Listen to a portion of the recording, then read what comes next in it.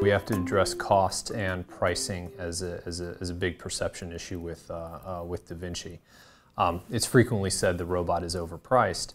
The way we view it, though, is it's kind of like an iceberg, is that when we're flipping an open surgery, what's cost is really the 50 cents for some sutures and maybe $5 for some disposables into a minimally invasive procedure done by a robot. It's a little bit like an iceberg in that what's above the water is very visible, is this big system. You flipped it onto a big system with this INA, instruments and accessories, and there's an obvious cost in going from an open surgery to a minimally invasive with a Da Vinci. But on the other hand, our challenge is to make them aware of what's underneath the surface.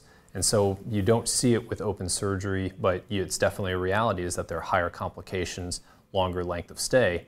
That's not as obvious to someone who's talking about price. But with Da Vinci, if we have lower complications and lower length of stay, it's our job on the marketing side is to make people aware of those benefits and aware that those have a cost implication and a cost benefit to the system.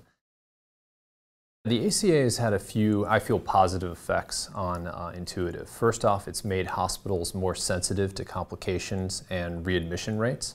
And so the more hospitals pay attention to that, we believe it plays into an advantage for Da Vinci. Clinical data is always our friend, and so the more data that we put out there and the more results we put out there, we feel that that strengthens our story and it strengthens our claim to being cost effective and to being able to lower the overall price of care.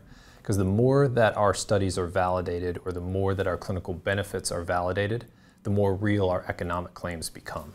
So our entire economic value proposition is rooted in firmly establishing our clinical value. So we have a health economics group that we've newly formed who's really raising our sophistication in analytics as well as our ability to communicate the value proposition.